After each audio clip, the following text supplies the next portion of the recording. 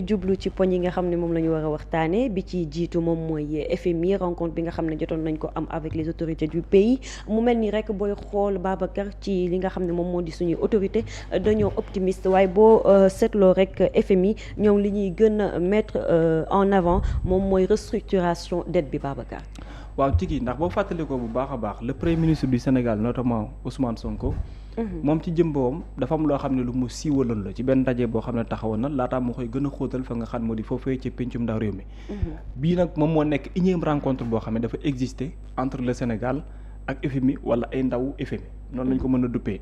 rencontre yoo xam ne à chaque fois peut-être ñenn ñi dans le cadre du programme du ñu nekk au courant. mais daanaka bu amee après ci day doog a jur ay coow ndax attente bi moo nekk loo xam ne lu mag la compte tenu situation économique bi nga xam ne foofu la Sénégal toll donc à chaque fois ñu ne rencontre am na entre Sénégal ak FMI. espoir bi njëkk a judd mooy est-ce que à l'issue de cette rencontre dina am annonce boo xam ne dafay révéler programme bu yees wala décaissement bu yees boo xam ne Sénégal daana ko am loolu dinaa ci ñëw laataa ñuy conclure parce que bokk na ci li nga xam ne ay conclusion la yu ruusee ci biir waxtaan boobu noonu. mais li ñu mën a retenir pour l'instant mooy foofee ci New York dañoo demoon pour participer ci ñaari réunion yoo xamante ni wàllum réunion du printemps du groupe de la Banque mondiale moom lay doon ak Fonds monétaire international. délégation Sénégal bi nag ki ko diriger bokk na ci ki nga xam moo di Cheikh Diba di ministre bi ñu dénkee lu jëm ci wàllum finance ak ki nga xam ne moom moo nekk Abdourahmane Sarr di jëwriñ bi nga xam ne moom la ñu dénkee lépp loo xamante ni dafa jëm ci wàllum koom file ci biir réew mi ñuy dajee ak ki nga xam moo di directrice bu FMI directrice générale bu FMI mu di Kristalina ba tax na ci biir waxtaan boobu noonu dañoo dellu si waat ci fi nga xam mooy tolluwaay gi ñu am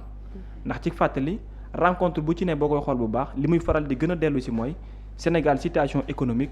bor bi nga xamante ni am na ko paiement bi nga xamante ni fan lañ ci toll ak defaraat gi ñu war a defaraat suñu wàllum économie ani fan lañ ci toll ak réforme yi nga xam ne en profondeur également dañ ko promotre en FMI après révélation des chiffres concernant dettu Sénégal ani fan lañ ci toll parce que après dañu xibaaroon FMI que ni dina am réforme yoo xamante ni dinañ ko mëne de sorte que dans le cadre économique Sénégal dina delluwaat ci circuit boo xamante ni muy jëflante ci wàllum àbb ak fay dootul am benn lënt-lënt boo xam ne bu ciy taxaw moom lay doon loolu bi ñu ko dooree ak léegi ni doon na loo xamante ni yàgg na mais aussi Sénégal def promesse boo xam ne ci genn wet mooy du dem ci wàllum restructuration par contre dina jël engagement boo xam ne dina ko respecter dans le cadre dette bi nga xam ne am nañ ko te aujourd'hui service bi mën koo xayma ci 5 000 ba 6 000 milliards par an ci atum 2025 2026 bi Sénégal am promesse ne dina def le tout ba di respecter du jëm ci wàllum dette boobu ba du mos a am benn défaut de paiement ci li nga xam daanaka moo di temps yi mu war a mën àbb bi ci mujj mooy mois de mars bi nga xam ne nekkoon na une grande équation pour le monde économique notamment pour le Sénégal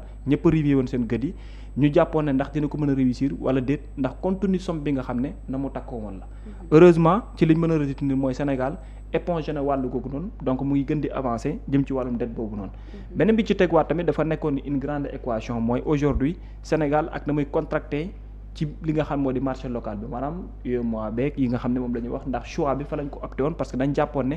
dem ci bitim réew di fa lebi ji compte tenu li nga xam daanaka moo di bori parfois ni muy kawee il est mieux ñuy des ci marché local bi di fa contracté dette ndax ci bitim réew aussi boo sikkul ak FMI parfois pour nga mën a am ak ñenn ñi dafay nekk un problème la koy waral mooy confiance u FMI parfois moom mooy ibbi la porte pour ñeneen ñi aussi mën la jox possibilité nga mën a contracté dette mais dafa am loo xam ne lu yees la lu yees printemps bi nga xam ñu ngi koy wax mooy Sénégal dañ ko fi tumaal ci Financial Times benn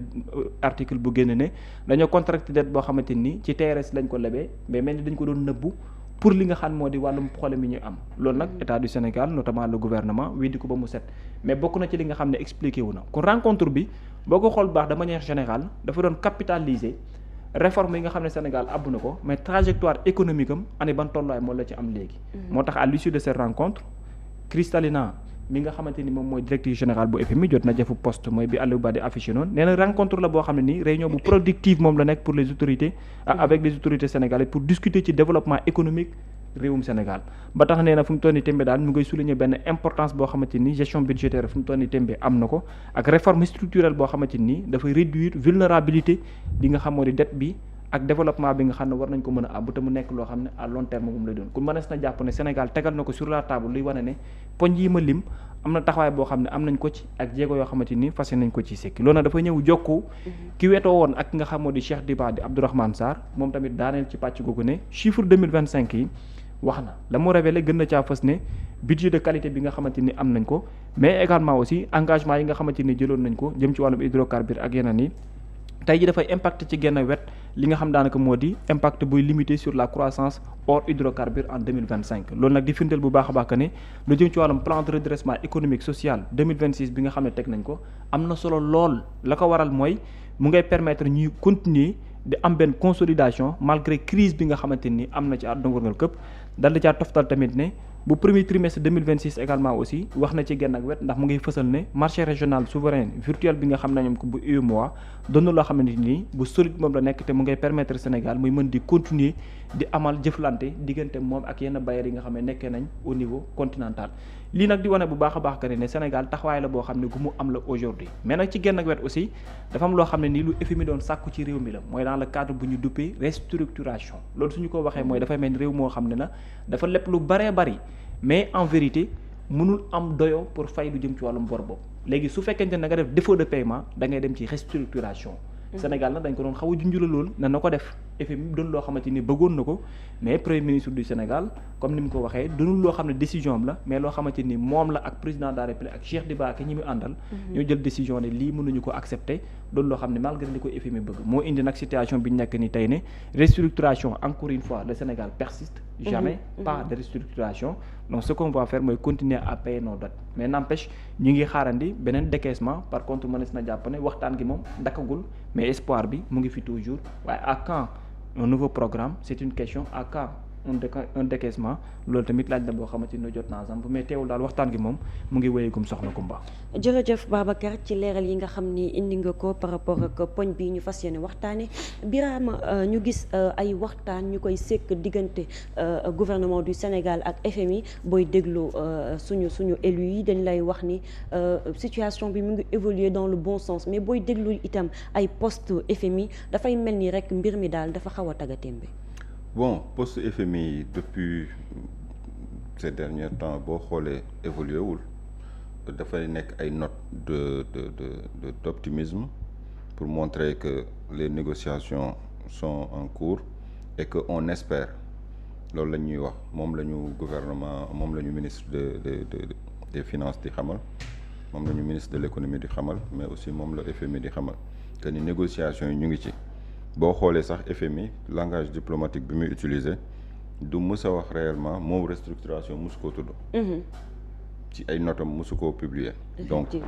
li ñu xamal ci négociation yi mooy plan bi ñu leen proposé mu di wàllum restructuration loolu sax suñu autorités yi ñooñu ko xamal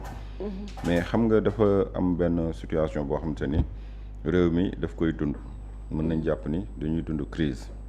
mu di crise financière interne boo xamante ni moom le peuple bi di subir moom le état bi di jànkonteel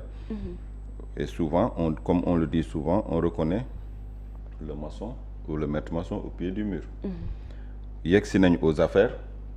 fekk nañ fi situation fii nag la ñuy xàmmee leadership réellement autorités yi est-ce que mën nañ ko wala est-ce que am nañu dayo bi ou pas depuis 2 ans Sénégal mu ngi dund tant bien que mal sans l'aide du FMI ni de la Banque mondiale amul benn apport financier bu jógee de l'Occident ñëw jàppale leen ñu ngi taaba di wut ay yeneen di diversifier seeni partenaires di dem vers les pays du Sud di dem vers les BRICS et autres léegi nag comme li ma amee woon xalaat bi ma amoon ci FMI au début rek moo nekkoon ni FMI dafa am obligation soutenir l'État du Sénégal et pourquoi parce que FMI dafay ñëw di dem di def ay check-up souvent du toog 6 mois te ñëwul vérifier il s'est passé des choses yoo xamante ni moom waroon na ko mën a gis te gisu ko oui donc foofu noonu am na benn laxisme boo xamante ni mën nañ ko imputer le FMI ñi fi ñëw nekk ay autorités yu bees bi ñu ñëwee am lu ñu découvrir dañ ko mettre sur la table au début il y avait un doute mais bi ñu demee ba ci biir FMI ci jëmi boppam sax def na vérification gis ni loolu ñu ko doon wax existé na ba gis ni sax fi ñu ko doon natt weesu na ko loolu lépp teewul ñu dem wuti benn cabinet privé bu tudd cabinet Mazars moom it mu ñëw def enquête fouiller ba moom it gis li mu gis teg ko sur la table mu nekk loo xamante ni c'est une situation réelle c'est du factuel léegi ci cas bu mel noonu FMI dafa amoon obligation soutenir l'État du Sénégal et pourquoi parce que rôle FMI nekkul di ñëw di leble xaalis mais rôle FMI moo nekk di soutenir yenn états yi pour ñu bañ a nërmeelu financièrement lan moo tax UEMOA di am contrôle sur la dette de ces pays membres c'est parce que bëggul benn état bu bokk ci kuréel gi nërmelu parce que benn état bu nërmeloo dafay xam nga li ñuy wax effet domino day am effet domino day impacter les autres états moo tax ñuy contrôler ce taux de change billets yi circuler sax ci espace bi dañ koy contrôler mais parce que bëgguñu kenn am problème muy impacter les autres FMI aussi loolu mooy rôle am di soutenir les états en difficulté comme ni mu ko soutenir woon réewum Grèce ay jamono comme ni mu soutenir woon Égypte bi mu nekkee ci situation bu toll nii donc FMI foofu lañ ko doon xaar mais gis nañ ni moom it bu ñëwee à chaque fois day ñëw ni la naa la jàppale mais bala ma laa jàppale da ngay def lii maanaam à chaque fois day am benn monnaie d'échange mën nañ ko tudde chantage parce que dana naan doo ko deful du ma la mën a jàppale. Est-ce que ce n'est pas aussi pour éviter ces genres de choses comme dette cachée bi ñu jot a tudd comme li nga wax léegi ci UEMOA prendre les précautions. Oui mais à qui la faute bu fekkee man dama ñëw luye ci benn kër bi may joxe sama caution wan nañ ma kër gi en photo et tout ma jàpp ni bon c'est habitable ma ñëw bay aménager gis ay situation ci biir kër gi man lañ ko war a amputer wala le bailleur wala le locataire sortant kan lañ ko war a amputer parce que le locataire sortant moom dam na yoon jot na caution jotu ko c'est pas mon problème mais en tout cas déménager na man maa war a aménager kan moom locaux yi c'est le bailleur le bailleur c'est l'État du Sénégal moom kër gi ki def li muy def dem na ki ko waroon a contrôler wu ko na mu waree ñi ñëw war a gérer yegsi nañu gis nañu wax nañu seeni partenaire ni leen lii lañ fi fekk parce que bu ñu leen ko waxul woon après dañ koy gis te bu ñu ko gisee dañ naan yéen a ko doon nëbb balaa loolu lépp di ci am mooy exercice de clarté bi ak de transparence bi gouvernement bi opté mënuñu woon def lu dul lii d'accord mënuñu woon def lu dul lii doo ñëw fekk fii lu jubadi nga naan da nga koy nëppal ëllëg si biir ñu naan la yow ki ko def sax mën na wëlbatiku ni la yow bala ñu naan la yow nag nga génn ni lii laa fi fekk mu leer nañ ci bëtu ñëpp léegi nag FMI am na obligation soutenir état bu Sénégal mais ci ban condition bu fekkee dafa bëgg a ñëw aussi di def chantage moom laa la doon wax sànq man la on reconnaît le maître maçon au pied du mur ci la ñuy xool nag suñu autorités yi est-ce qu'elles ont la capacité vraiment de manager ce pays et de nous sortir de ce bourbier est-ce que am nañ mën-mën ba parce que depuis 2 ans ñu ngi koy gérer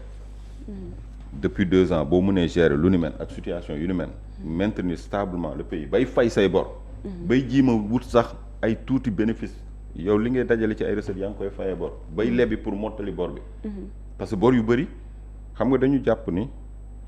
Sénégal c'était tous les signaux étaient au vert mais Sénégal man dama jàpp ni dafa nekkoon benn terrain miné dañ ko piégé woon parce que nan ngay lebe ay bor yóbbu ko échéance après la gestion du pouvoir maanaam 2014 laay pare ci nguur gi donc bor yëpp damay fexe fay bi ñëw 2015 2016 et 2015 et 2017 vous comprenez oui bon et pour faire clair pas 2017 mais disons 2024 laa war a jeexal ci nguur gi mooy régime sortant mais am na eurobond yoo xam te ni échéance yi nekk 2025 échéance mu ngi nekk 2026 mu toll ci ay centaines de milliards nit ki ñëw fekk fi situation bu catastrophique ndekete loolu déjà misaal kese la woon 4e sous-sol xaw ma fan mais loolu lépp misaal la woon ndekete lii ñëw moo di bor yi nga war a fay par A ou par B parce que l'État du Sénégal xamuñu ku ko mën di gérer l'État a emprunté l'État dafa war a fay te loolu ñii ñëw dinañ ko fay donc man maa ngi dem mais xam naa ne miine naa terrain bi ba kii ñëw moom désordre total la fi fekk te amul fu muy jaar pour sortir la tête hors de l'eau loolu mooy situation bi léegi nag man duma économiste bay joxe ay solution je suis pas économiste xaw ma expérience bay joxe solution mais li ma xam mooy liñ ma tegal sur la table ñeneen ñëw confirmer ko mu nekk ay réalités yoo xamante ni on fait face l'État fait face et le peuple fait face à cette crise financière ba nga xamante ni fi ñu toll nii pour cet État gëw ma ni sax dinañ am lu ñu investir ci seen premier quinquennat. Ah bon? Fan la ñuy jëlee lu ñu investir yow yaa ngi lebi pour fay bor yow yaa ngi dajale say recette pour fay bor loolu matul nga war a leb pour fay bor suul bukki sulli bukki mais fan ngay jëlee budget d'investissement parce que li ngay lebi yaa ngi koy fay ay bor kon fan ngay jëlee loo mën a investir ñu naan état bi inauguré gul état bi tegagul première pierre waa léegi état bi fan lay jaar ba teg ay investissement je sais pas donc man jàpp naa ni situation bi FMI loxoom mu ngi ci biir FMI n'est pas innocent te jàpp naa ni situation yu mel nii ñu ngi doon wax ay enquêtes yu ñu waroon a def sax ci biir par rapport ak yi nga xam ne li ñuy wax yëpp man nee naa la du ma financier mais li ñuy wax yëpp dilatoire la dañuy wër-wërloo pour épuiser suñuy force yóbbuñu au pied du mur ba nga xamante ni restructuration bi ñu doon imposer force dañ koy obligé def neex naqari parce que on n'a plus les moyens loolu la ñu bëgg benn politique d'usure la état bi nag mu ngi góorgóorlu di ko lijjanti mais ni muy lijjanti ko nii bu demee nag ba miin terrain lijjanti ko bi système bi bu demee ba miin ko parce que l'état est en train de se débrouiller tant bien que mal mais débrouillardise bi bu demee ba miin ko mais est-ce que nous on va pas se passer du FMI à part garantie FMI mais est-ce que ay fonds FMI sax deet nañ ko soxla parce que on se débrouille depuis 2 ans et le pays est là stable débrouillardise boobu bu ñu ko continuer est-ce que duñu dem sax ba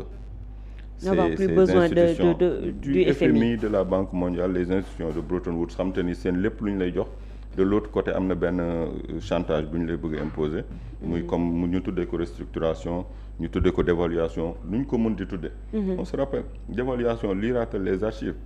bi ñu waree dévaluer en 1994 le président de la République moo génn joxe ay gages sur qu'il y aura pas de dévaluation Abdou Diouf moo génn joxe ay gages qu'il y aura pas de dévaluation teguñu ci 3 mois ñu dévaluer xaalis bi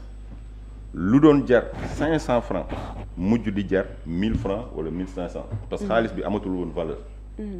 foofu la réewum Sénégal tolloon te il avait donné des gages sûrs te c'était en 1994 pourtant terewu ko faluwaat te loolu nekk na catastrophe te Sénégal dund na ko mais bii nag ni ma lay wax rek ñu fi nekk nañu assurer xool nan la ñuy génnee le pays de ces ténèbres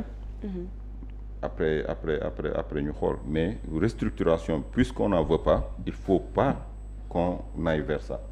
bëgguñu ko nekkul suñu avantage donc il faut qu'on maintienne la cadence mais waruñu àgg ci wàllum restructuration d'autres parlent de restructuration l'État dit non on ne veut pas restructurer mais d'autres Sénégalais se lèvent pour dire que dañu war a restructurer te yow xam nga ne lii du sa avantage réew donc qu'est-ce que vous voulez au finish